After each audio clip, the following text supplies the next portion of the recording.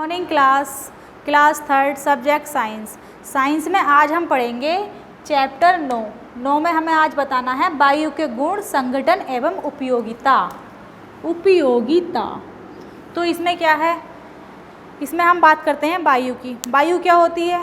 वायु गैसों का एक समूह होती है, यानी वायु गैसों का एक समूह होती है जो हमें दिखाई नहीं देती है, जिसके बिना हमारा जीवन असंभव है और पेड़ पौधों वनस्पतियों सबका जीवन असंभव है, जिसको हम केवल देख नहीं सकते, सिर्फ महसूस कर सकते हैं, जो हमें सांस लेने में बहुत ज़्यादा उपयोगी होती है।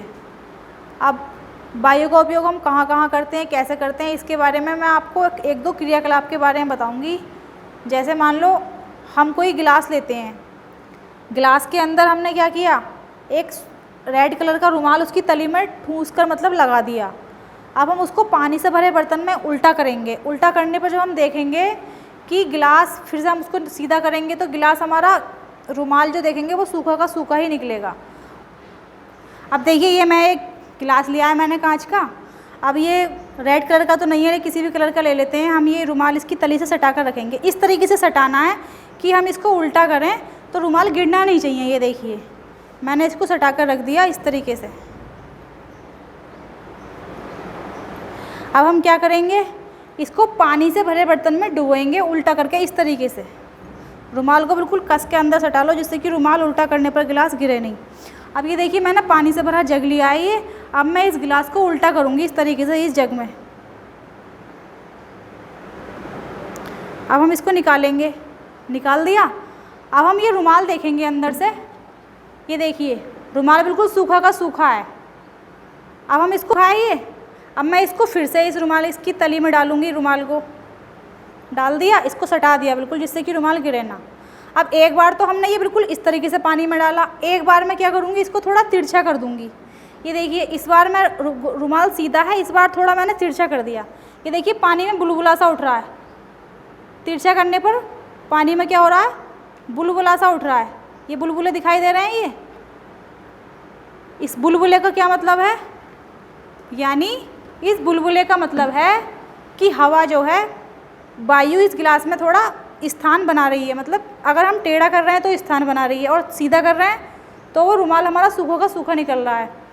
तो इससे क्या पता चलता है, इससे ये निष्कर्ष निकलता है कि वायु भी स्थान घेरती है। ये प्रैक्टिकल सब बच्चे अपने घर करके देखेंगे। क्या पता लगता है कि वायु स्थान घेरती है, वायु स्थान घेरती है। ये देखिए, और वायु का इसका उपयोग किस में करते हैं, स्कूटर में और गुब्बारे में और बहुत सारी चीज़ों में इसका प्रयोग हम करते हैं। इसके बाद जैसे मान लो कोई गुब्बारा लो, आप गुब्बारे को फुलाओ, बहुत ज़्यादा फुलाते जाओ। उसके बाद क्या होगा, हम ज़्यादा गुब्बारे को फुलाएंगे तो गुब्बारा फट जाता है। क्यों फट जाता है? क्योंकि वायु का दाब उसमें बढ़ जाता है। ये प्रयोग भी आप करके देखना। इसके बाद अब देखिए, हम दूसरा क्रियाकलाप आपको करके बताएंगे कि वायु गैसों का मिश्रण है। वायु गैसों का मिश्रण है और इसके लिए क्रियाकलाप करते हैं। इसमें क्या होता है, एक मोमबत्ती ली हमने, मोमबत्ती हमने जलाकर टेबल पर रख दी। जलती हुई मोमबत्ती टेबल पर रख दी, उसके ऊपर हमने एक गिलास उल्टा कर दिया। तो क्या हुआ, मोमबत्ती की जो रोशनी है उसकी धीरे धीरे थोड़ी कम होती जाती है। उसके बाद हम गिलास को अगर हम उल्टा थोड़ा तिरछा कर देते हैं तो उसकी ज्वाला थोड़ी बढ़ जाती है। थोड़ी देर के बाद हम क्या करते हैं, उस मोमबत्ती के ऊपर पुनः वही गिलास हम फिर से उल्टा करेंगे तो क्या हुआ, मोमबत्ती बुझ जाएगी। जब हम बिल्कुल उल्टा करके रखेंगे तो मोमबत्ती बिल्कुल बुझ जाएगी। इससे क्या पता लगता है कि क्या होता है, जो वायु एक सक्रिय गैस है। इसमें क्या होता है, इसमें भी हमें ऑक्सीजन की आवश्यकता पड़ती है, जो जलने में सहायता करती है और जिसमें हमें ऑक्सीजन की आवश्यकता पड़ती है, यानी वायु में भी ऑक्सीजन होती है। इससे हमें पता लगता है कि वायु में भार होता है। इससे क्या पता लगता है हमें, वायु में भार होता है।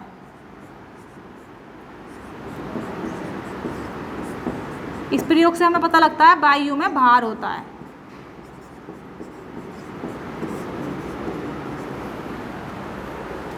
ऑक्सीजन क्या होती है, किसी पदार्थ को जलाने में सहायक होती है और इसको हम प्राणवायु बोलते हैं। ये हमारे लिए बहुत ज़्यादा उपयोगी होती है। अब देखिए हम आपको बताते हैं कि वायु में गैसें कितनी कितनी मात्रा में होती हैं। जो नाइट्रोजन होती है वो 78% होती है, वो हमें वृद्धि करने में सहायता करती है। जो ऑक्सीजन होती है वो 21% होती है, जो हमें सांस लेने में हमारी मदद करती है। उसके बाद आती है कार्बन डाइऑक्साइड, वो सिर्फ 1% होती है, जिससे क्या होता है जो देखिए ऑक्सीजन कितनी होती है हमारी 21%, इसको हम O2 भी बोलते हैं, इसका रासायनिक नाम O2 है। इसके बाद ये हो गई हमारी 78%, क्या हो गई हमारी ये नाइट्रोजन, और ये 1% हमारी क्या होती है कार्बन डाइऑक्साइड, कार्बन डाइऑक्साइड। ठीक है, इसी तरीके से अब देखिए मैं इनका उपयोग बताती हूँ। तो जो हमारी ऑक्सीजन होती है वो मैंने अभी प्रयोग करके ही बताया, एक तो आग बुझाने में और एक श्वसन क्रिया करने में सहायता करती है। दूसरी जो नाइट्रोजन होती है इसका उपयोग किया जाता है उर्वरक बनाने में, और जो कार्बन डाइऑक्साइड होती है उसका उपयोग किया जाता है, उसका उपयोग किस लिए किया जाता है, बुझाने में किया जाता है। तो यानी कार्बन डाइऑक्साइड का उपयोग आग बुझाने में किया जाता है और ऑक्सीजन का उपयोग आग जलाने में किया जाता है। ये बात आपको ध्यान रखनी है। अब पूरा चैप्टर आपको फिर से पढ़ना है और उसमें जो प्रयोग दिए गए हैं और भी प्रयोग रह गए हैं वो आपको करके देखने हैं।